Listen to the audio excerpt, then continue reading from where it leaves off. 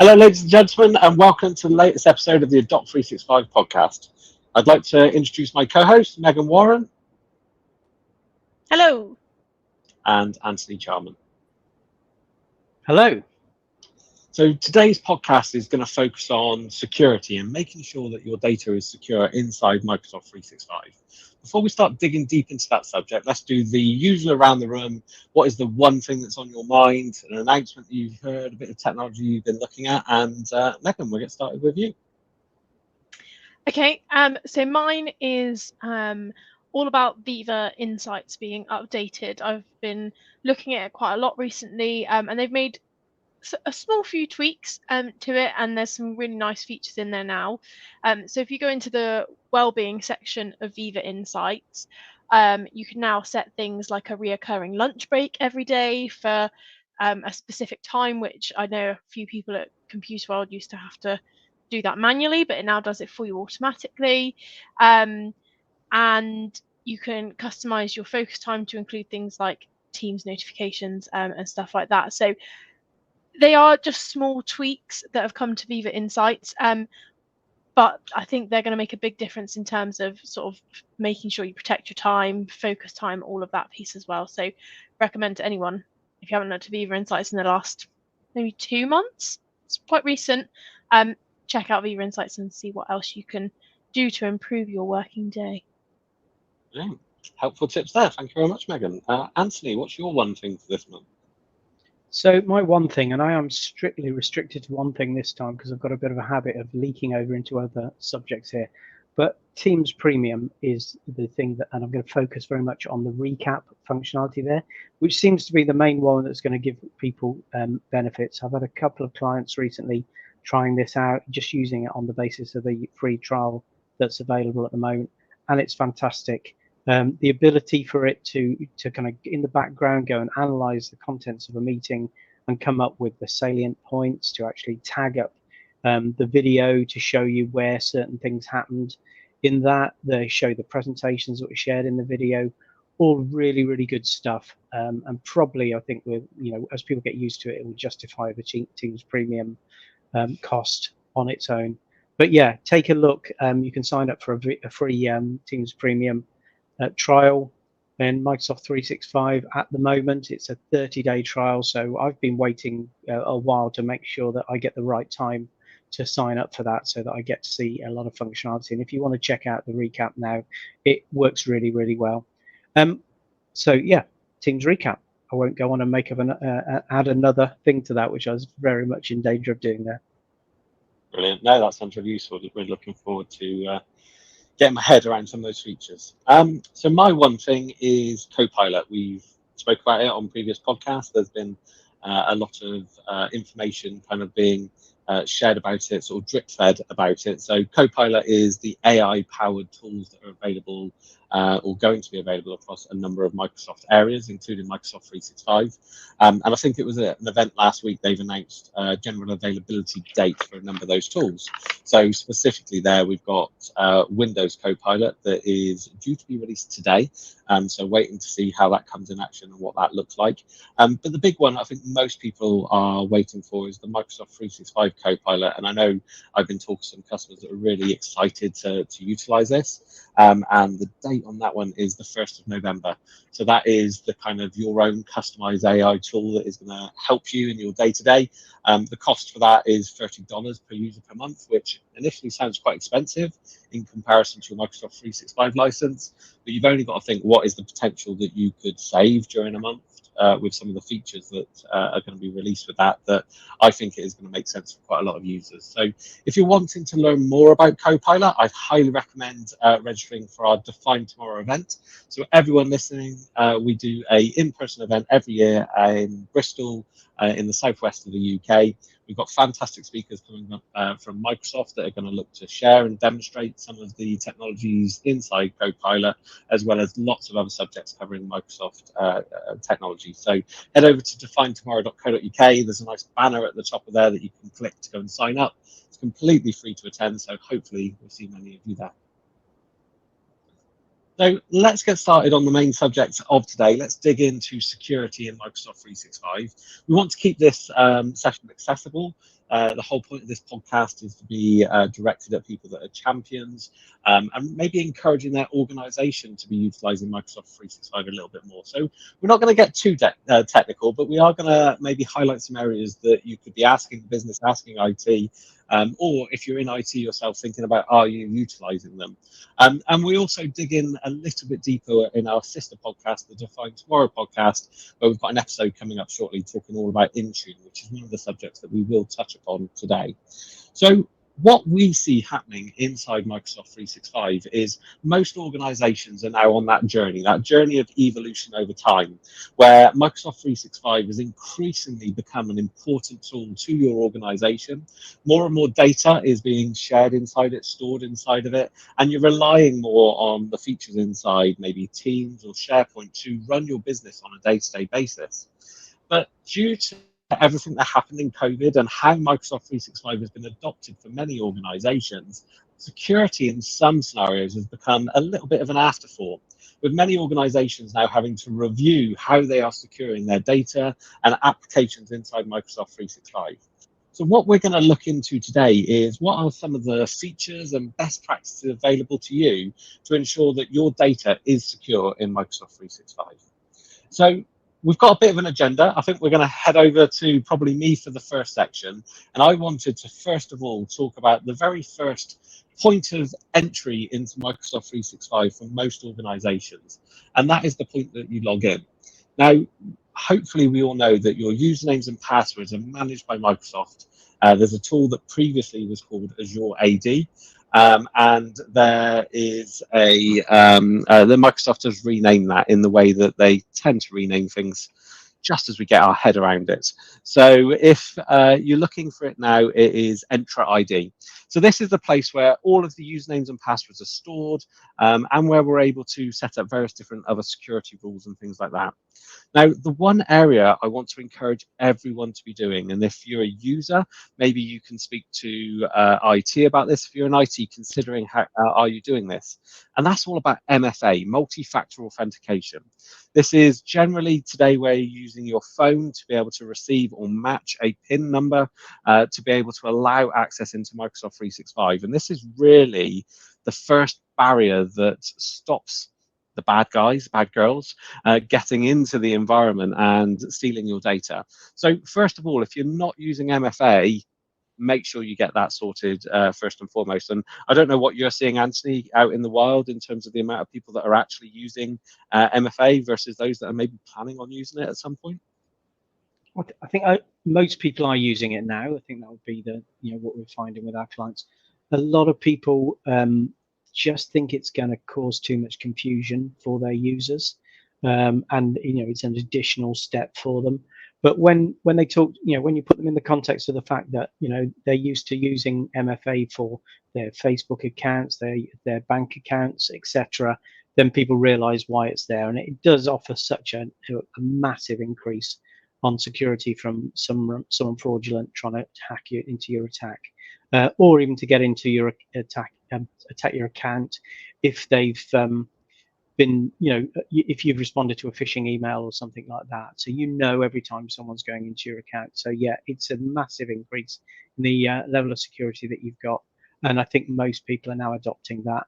We just find the occasional ones are going, it's going to be too much trouble to do that. But I think you find that when it gets around to their cyber insurance and things like that, or any kind of cyber audit, it'll be the first thing that people are recommending.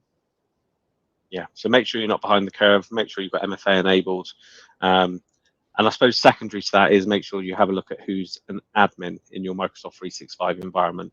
Really, you should have very few admins inside your Microsoft 365 environment. If you are an admin, you should probably have two accounts, one that you use on a day-to-day basis and one that you log in to do admin-related activity. So I think those are the two main points on authentication that we wanted to cover in this podcast. But Anthony, on to the next subject then, which is documents. Now, documents end up in Microsoft 365 in a number of different ways. Talk us through thoughts and considerations around securing your documents in Microsoft 365. Okay, so this is when we get into this whole kind of subject of a product called Microsoft Purview, which is their compliance toolkit within Microsoft 365. And anyone who's got Business Premium or above will have full access to that functionality. And one of the first areas that gives you is the ability to classify your information in your organization, to tag it, so that you know what type of organization, what kind of information is contained in those documents.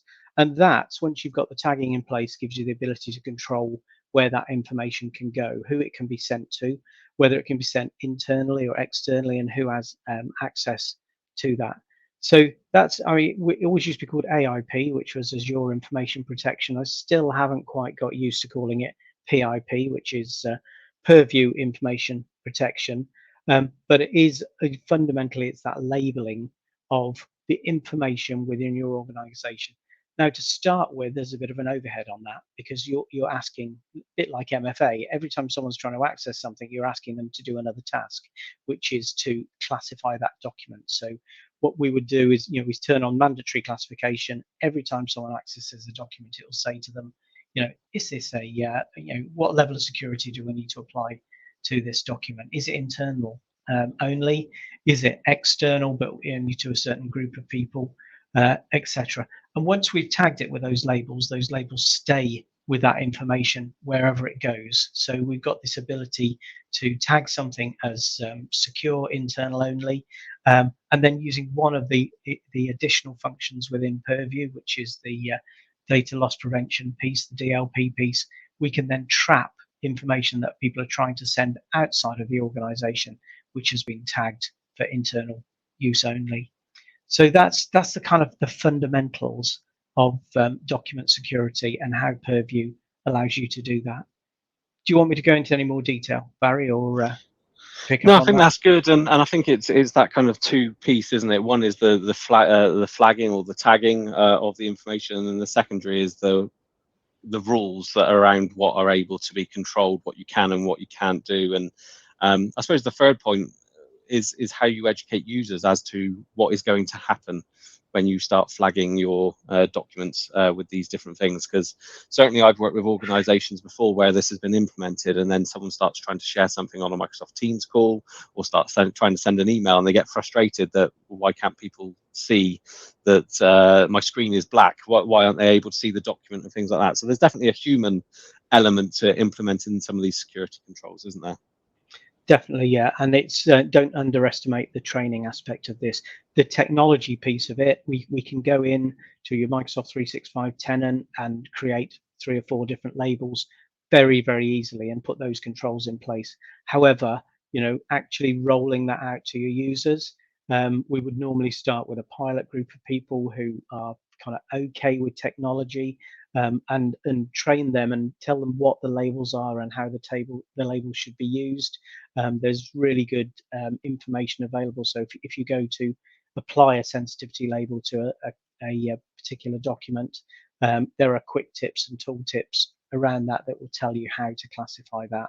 But really, you can't rely on that. You need to do some training sessions. We would normally run kind of webinar training sessions kind of to an organization based on their specific categories, and and help people to categorize things correctly. Because otherwise, what happens is everyone just classifies it as the same thing because it's the easiest option on there. I've always said to what Microsoft should do is, when you hit the sensitivity labeling thing, they should randomize the labels so that people don't always just pick the top one.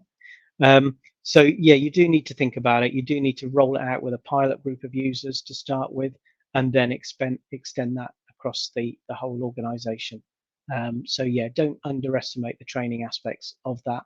But yeah, again, a bit like MFA, if you can get that document labeling in place, it gives you such great control over where information is going. It protects your information and IP that you want to keep within your organization. It stops people sending confidential stuff to inappropriate people outside of the organization. And then enables you to manage who can see what and track who can see what throughout the tenant. One of the features I like is when someone reclassifies a document. So maybe the number of reasons, maybe the nature of the document has changed, so you need to reclassify it. Some of the other reasons might be, I can't do something, and it's really frustrating me, so I'm now going to reclassify it to remove that restriction.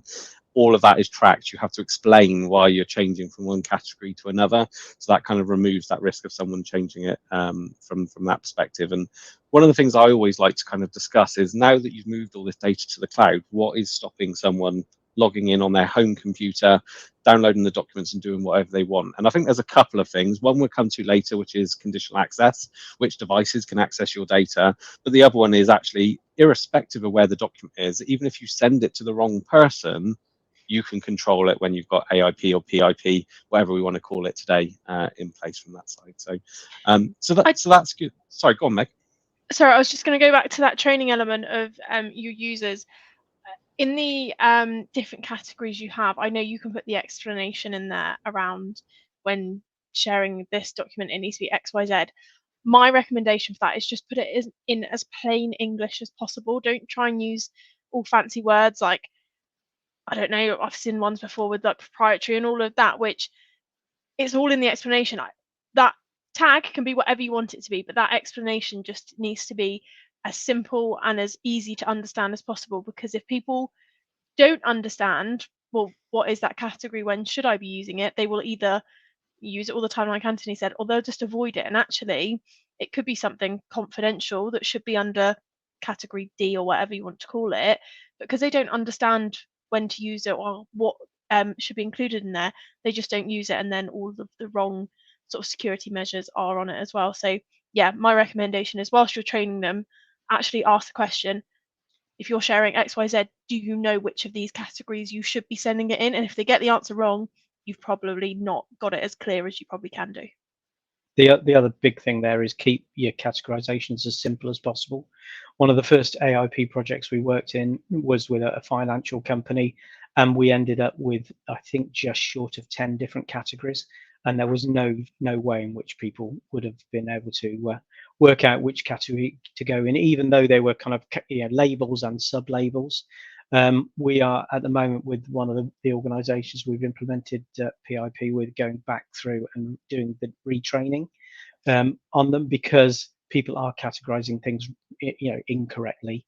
And we've got all the reports to show, you know, how it should be categorized, and it has been categorized. And we're just creating some scenarios to go back and just say, you know, almost like phishing emails. It's like, so why is this categorized? You know, why do you think this should be categorized like this? You go back and run a simulation, and yeah, that should help sort things out. And just Anthony talking about retraining people, don't forget your new joiners as well. Just because everyone who's been with your organization for the last year now understands how to use it, etc., as part of that onboarding piece, when you have new joiners joining you, that whole categorization piece needs to be taught to them, trained with them, because otherwise, whilst everyone else is using it correctly, they could be using it completely wrong if that sort of up-to-date training isn't done with those new joiners, and you just expect them to join and know how to use it off the bat. Yeah, both really good points there, and I think kind of a good example to kind of go over to the next piece, which is sharing of documents, Megan. So obviously we spoke about PIP, AIP, and that does have a point here in terms of being able to control sharing. But a thing that I often see people get wrong is how to safely share documents. So some people aren't even using the features in Microsoft 365; they're still attaching to an email. So what are the thoughts, considerations around safe sharing? Yeah, so if I use OneDrive for an example, just for those categories, so when you share documents through 365, whether that is OneDrive, SharePoint, whatever, you have the options of how you want to share it. And it has changed recently. The default one that Microsoft select automatically now is to share with specific people. It used to be anyone with the link, which they've changed the default now, which is a big tick in my book. But there are some recommendations around that. So I think the options you have are anyone with the link can access the document you're sharing, anyone in your organization, specific people, and then people with existing access. Now, my first recommendation is, if you can, always avoid the anyone can access this document, because even if you're only sharing it to 2 people, for example, if I sent it to Anthony and Barry, Barry could accidentally forward it on to somebody else with the same name as Anthony, but the wrong Anthony, something like that. Something could easily go wrong. It doesn't have to be intentional. But at that point, it's out in the world and you'd have to go and revoke that access. And you may not even know that link's been shared with the wrong person. So first of all, really recommend, if you can avoid using that link, do so. If you can't, then there are extra measures to put in place around security. So you can say anyone with this link can access it, but I'm going to set an expiry date for next Friday. Only gives them a certain amount of time, and then the link is automatically sort of cut off. Or you can set a password, and at that point, I could send you the link via email, Barry, and then I could send you the password via Teams. It's a lot more secure that way. So there are things you can do. Still, the message you should hear here is avoid using it if you can. Even things like sharing within your organization. So I could share with everyone in Computer World. However, if that's got some confidential information in it, for example, I don't know, someone in my team's salary or anything like that, and that went to somebody in the wrong hands in the organization, again, not the most secure, probably not the best way.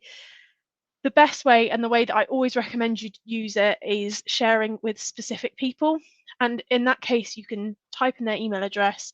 You don't have to send them the automatic email from the sharing link. You can copy the link when you've shared it with those people and share it by Teams. It just means that the only people that can access it are the people you've approved to access it, theoretically.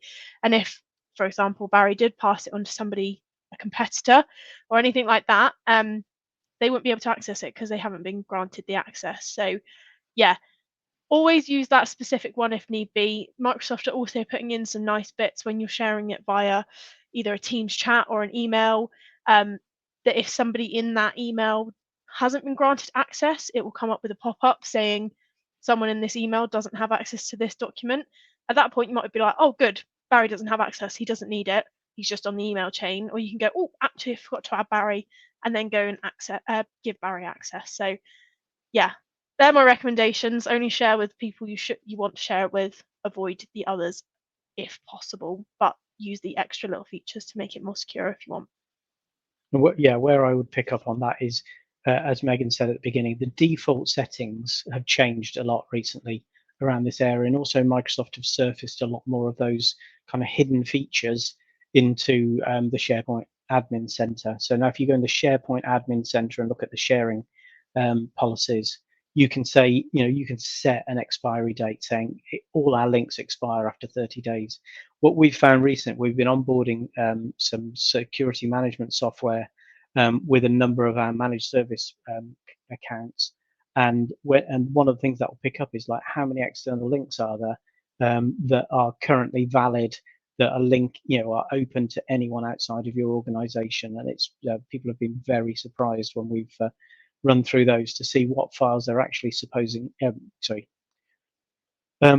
making available to people outside their organization, which may be very old documents that are no longer necessarily need to be surfaced and made available to other people. But there also, in some cases, have been documents that have subsequently been edited with things that they don't want that external user to be able to see, but yet they still have a link to get through to it. So yeah, I would revisit and almost audit what's being exposed outside of your organization from SharePoint, and look at those connections, those new settings that are there. I've just got the one up on the screen here. It says, in SharePoint, it said these links must expire within this many days, and just set a really tight expiry date. It doesn't matter if someone comes back to you and says, look, I'm trying to look at something you shared with me 2 months ago and it's not there. It's very easy to reshare it, but it's better not to have left it just open for people to take a look, especially if they're forwarding it to other people, and especially if you're updating it yourself internally. You don't want them to see the updates.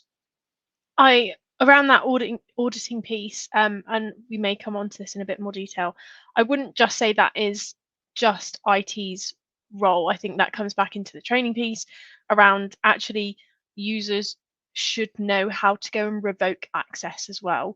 So whilst I may share something with you, I may be happy to do that. I haven't set an expiry date, but actually in 2 months' time, you may not need access to it again. So users should know how to go into things like OneDrive, go into the shared by you section in OneDrive and actually revoke that access and take that away, just to make sure that it then doesn't go anywhere else or anything like that. And that is just a really simple thing.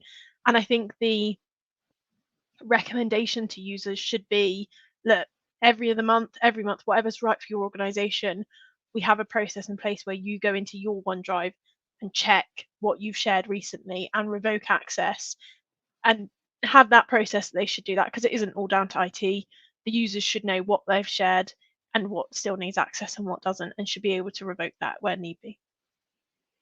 And that reminds me of another thing I probably should have mentioned when we were looking at Purview. Is one of my kind of key areas in Purview is document retention policies. It's very easy for you to just, every document you create gets saved forever. You really should be thinking about your different document repositories and what length of time you should be retaining documents in those.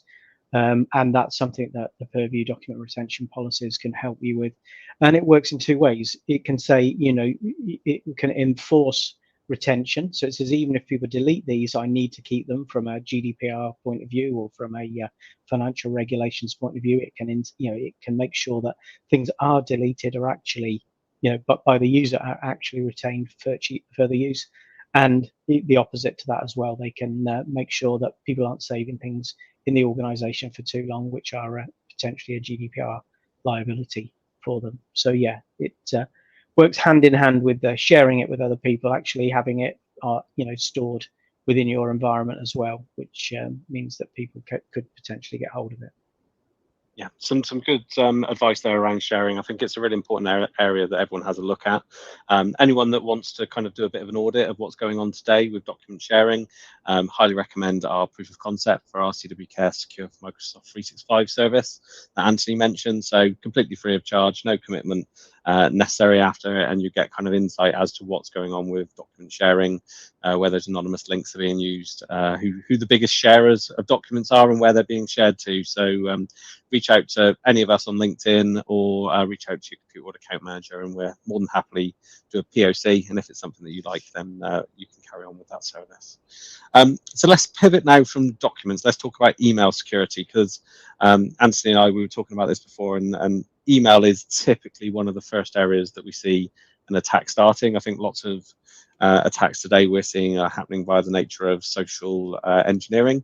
So maybe someone's finding out a bit about you on your LinkedIn, your Facebook, and then they're targeting you with a phishing simulation, getting you to try and log in, and then capturing a MFA key, because they get you to try and log into a fake MFA site and kind of interrupt that whole process. And next thing you know, you're handing over the keys to your bank account to somebody in a foreign state who wants to take your money.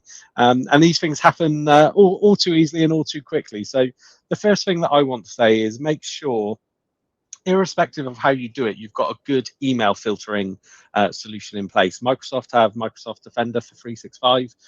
We like the solutions by the likes of Barracuda that have really good email filtering to filter from spam and malicious emails and things like that.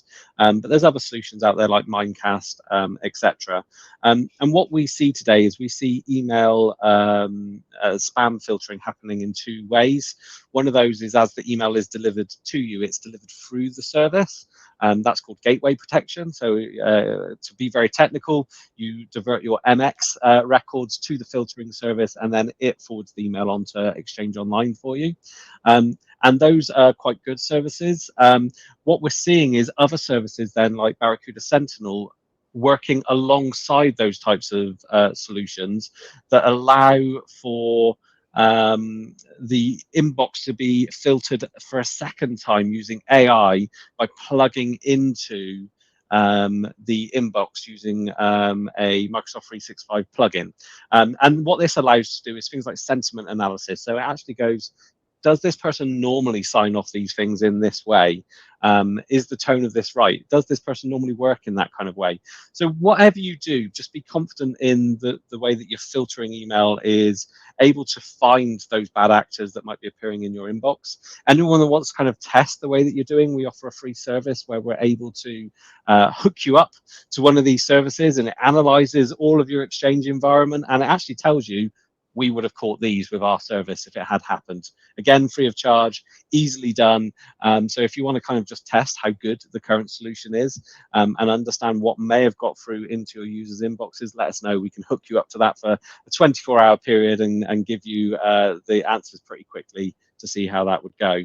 But I think another important element is the training element, making sure people know what to look out for. So, Megan, do you want to talk to us about sort of phishing simulation and options around that? Yeah, so I think a lot of users these days are aware of certain things to look out for. However, I think we're all aware that these attacks are getting more intelligent and harder to spot in certain circumstances. So there are tools out there. Again, with Barracuda, there's tools like Barracuda Fishline and other tools like Cofense FishMe that allow you to actually create false phishing attacks. And my recommendation here is make sure that they are relevant. Don't just send the templated ones. Make sure you're either, I don't know, Christmas coming up or Black Friday's coming up. You target it for specific things. And it allows you to send that false phishing attack, which at that point, if anybody does click on the link, which probably will happen, it just gives them a very quick video as to, look, these are the things you probably should have spotted in this email, and just gives them that reminder training. It's not giving them a slap on the wrist or anything like that. It's just, unfortunately, you got caught out this time. Here's what you should have looked out for.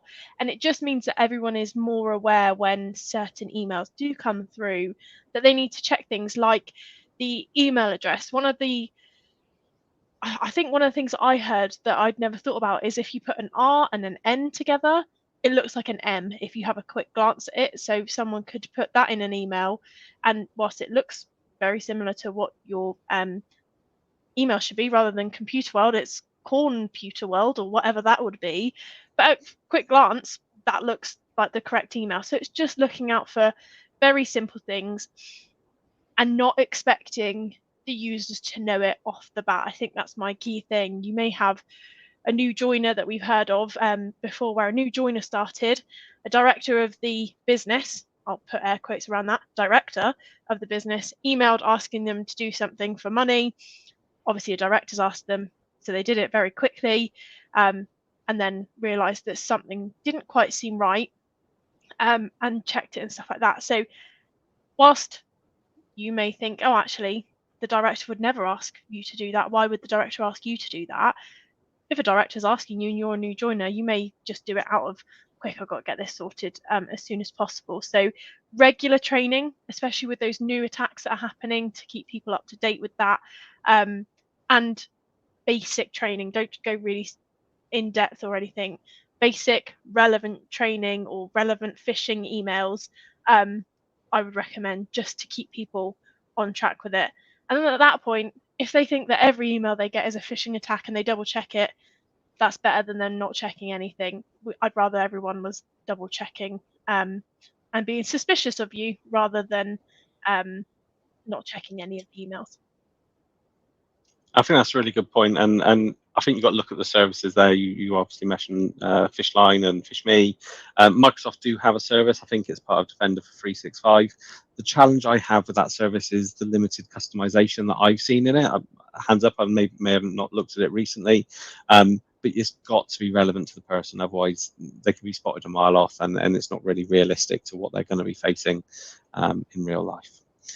So let's pivot a little bit now to kind of that device security. Anthony, are you okay to lead us on sort of conditional access? What is it and how it could sort of help in the defense of a hack? Yeah, so I think we're back to I will start with kind of MFA really to start with. The big issue that we've got nowadays is that we don't have computer systems that are locked in a room. We can't shut them in. We are not just connected to the internet as an organization by a single connection to the internet with a firewall on it and with other perimeter security.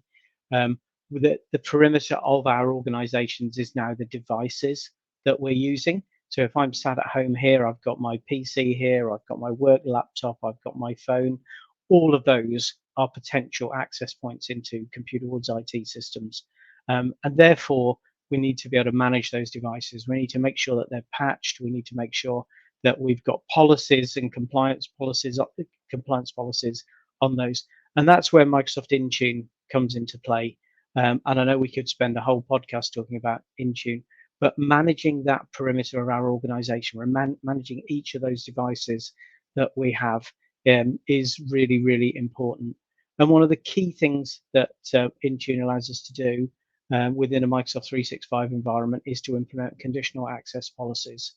And kind of what comes down to app enforced restrictions. So we can say, based on the status of the device, i.e. what it is, who owns it, whether we're managing it or not, we can give different levels of access to the information in our organization.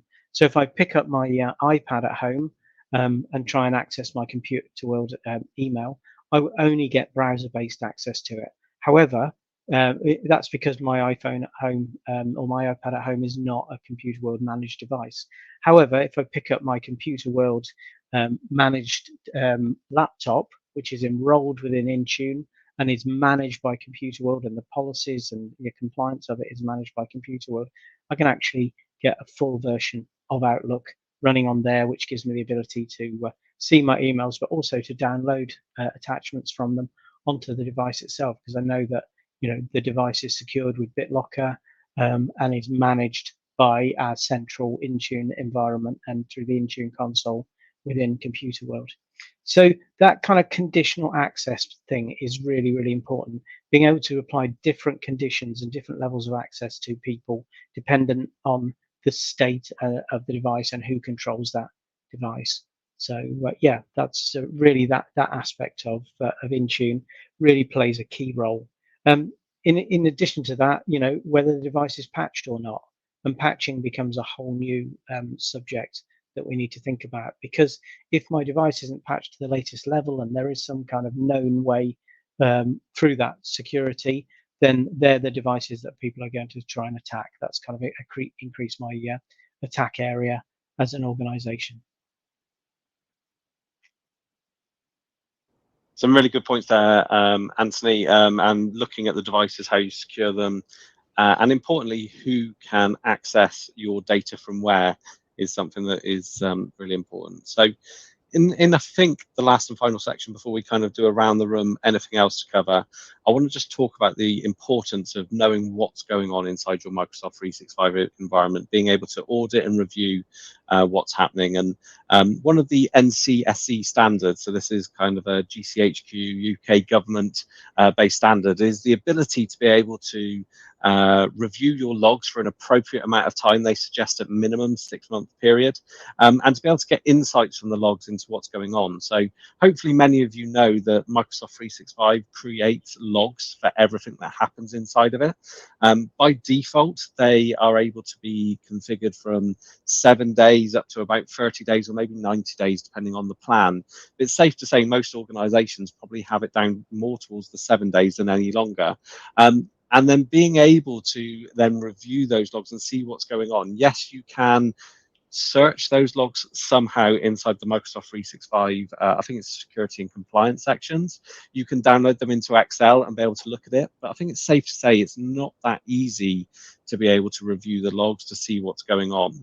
And generally, we would recommend some other tool that is able to ingest and be able to help you get insights into that data.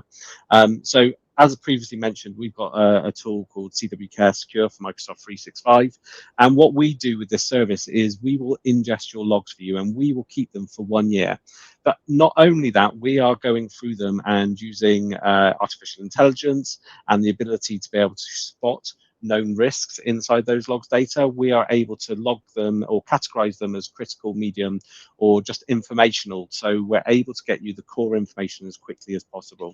So whilst that is a bit of a pitch for one of the services that we offer to help you understand what's going on in Microsoft 365, I would highly recommend that you review how are you utilizing the logs from Microsoft 365.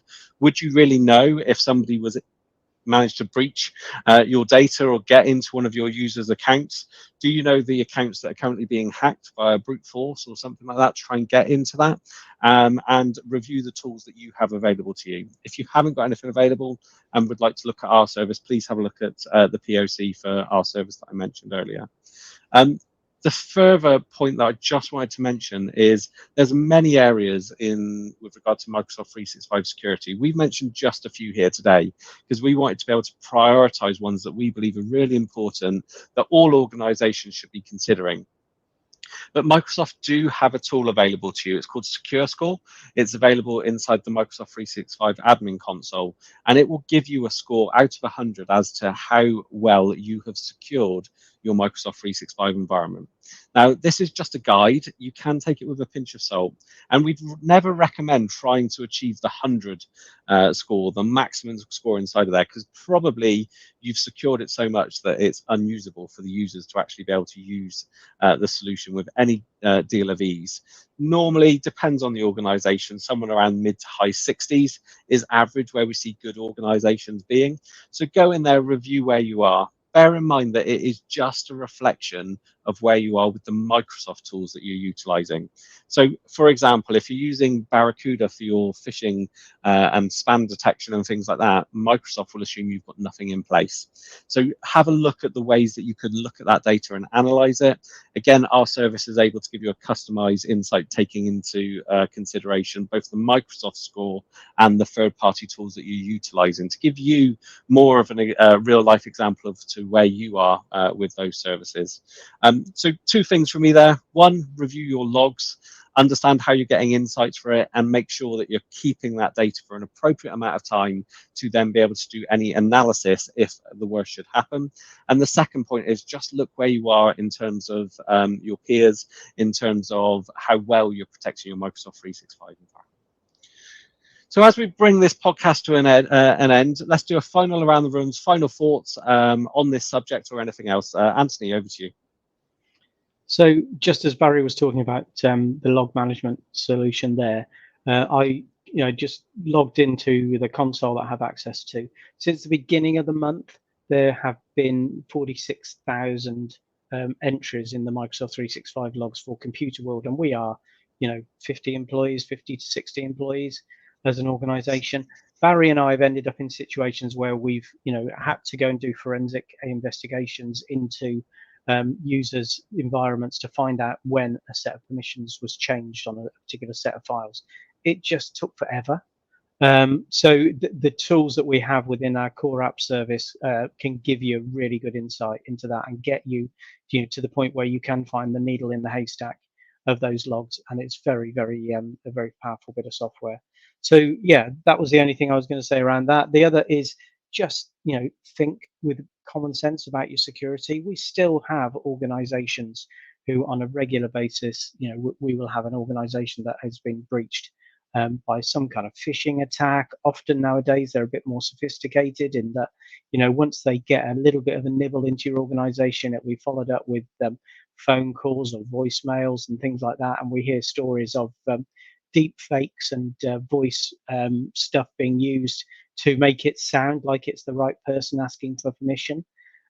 So yeah, these guys are getting very sophisticated now. The other thing I just did now, and I do on a regular basis, just have a look in my Microsoft junk email folder, see how many phishing attacks have been categorized as in my junk file. There was one there. I looked just now, and it's saying you have won a Oral-B toothbrush, etc. Give us your details. And it's the kind of things people will easily fall for from a user point of view if they haven't been categorized. But yeah, so there are people out there who are actively trying to breach your environments and get to your confidential information. And it just makes sense to apply a bit of common sense, a bit of time training people, and then use the technology that's available as best as possible to help protect yourselves. Fantastic, thank you, Anthony. Megan. My main thing would be train your users, train them on the document sharing functionality that they have, and give them recommendations. Don't just expect them to make their own mind up, tell them what you should use them. For the document categorization, train them and make sure that it's clear to them what they should be doing. Phishing attacks, phishing emails, use a training tool to make sure that they know what they're looking out for, etc. Yeah, just train them on everything. And I don't think you can repeat it too much or overtrain them. At that point that they get it, they know it, you can feel confident. I don't think doing it once and then walking away saying, yeah, tick that box, at least I've done that, is good enough. I think it needs to be something that's revisited as attacks, like Anthony said, become more intelligent. The training we need to give them needs to be more in depth and whatnot as well. So yeah, train. I sound like a little train. Woo woo. Just yeah, train people. Okay, yeah, on that note. Yeah, so I think we've covered a number of good areas today. 2 calls to action for me. First of all, if you're not sure where you are with your security, highly recommend taking us up on the offer and looking at our security service by getting a free POC. Reach out to me, Megan, or Anthony. LinkedIn's probably the easiest, or it's our first name. First letter of our last name at computerworld.co.uk. Email any of us and we'll get back in touch. The second point is we hope you can join us at Define Tomorrow, taking place on the 30th of November in Bristol. We've got fantastic content being shared, covering security as well as productivity in a number of different areas. You don't need to be a techie, you just need to be someone that's got an interest in Microsoft 365 and these kind of technologies. So head over to definetomorrow.co.uk to get some more information on that. But I think that's it. I think that's the end of this podcast. We look forward to speaking to you next month. It feels like we should be getting a bit closer to CoPilot, so maybe that'll be the subject, but I won't hold us to it just yet. But thank you very much for listening, as ever, and we look forward to talking to you soon. Cheers. Cheers.